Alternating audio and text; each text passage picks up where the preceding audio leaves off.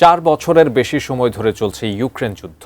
এই সংঘাত চলাকালে অন্য কোনো দেশে হামলা চালাবে না রুশ প্রেসিডেন্ট ভ্লাদিমির পুতিন, এমনটাই ধারণা করেছিল যুক্তরাষ্ট্রসহ পশ্চিমারা। তবে সেই ধারণাকে বৃদ্ধাঙ্গুলি দেখিয়ে আগামী কয়েক সপ্তাহের মধ্যে ন্যাটো সদস্যভুক্ত একটি দেশে হামলা চালাতে যাচ্ছেন পুতিন। জানা গেল এমন এক চাঞ্চল্যকর তথ্য। বিস্তারিত শেখ ফরিদের রিপোর্টে।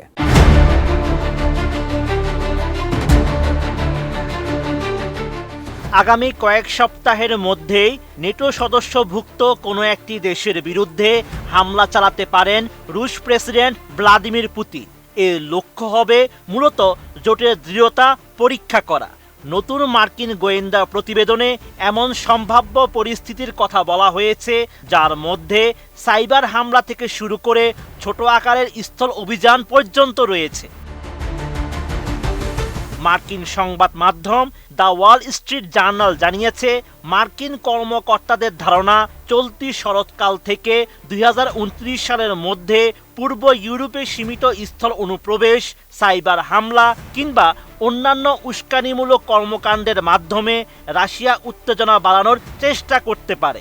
এই হামলায় পুতিনের লক্ষ্য হবে পশ্চিমা সামরিক জোটটিকে বিভক্ত করা।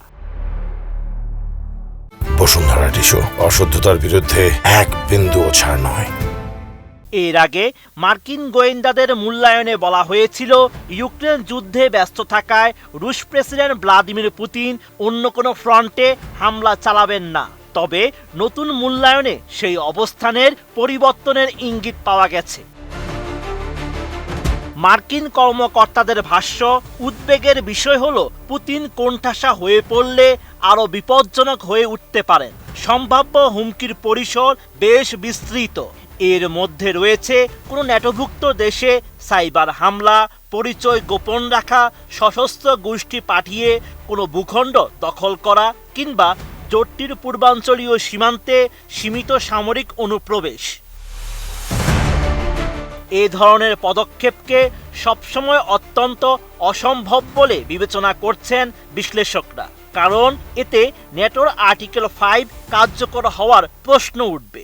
এই ধারা জোটের সদস্যদের পারস্পরিক প্রতিরক্ষার অঙ্গীকার করে। তবে সাইবার হামলা বা হাইব্রিড হুমকির ক্ষেত্রে ন্যাটো কিভাবে প্রতিক্রিয়া জানাবে সে বিষয়ে আর্টিকেল 5 ততটা স্পষ্ট নয়। তবে নেটো সদস্যভুক্ত কোনো দেশে সম্ভাব্য রুশ অনুপ্রবেশের ক্ষেত্রে যুক্তরাষ্ট্র কিভাবে প্রতিক্রিয়া জানাবে সেটি বড় প্রশ্ন বলে মন্তব্য করেছেন আমেরিকান এন্টারপ্রাইজ ইনস্টিটিউটের সিনিয়র ফেলো হিদার কনলি।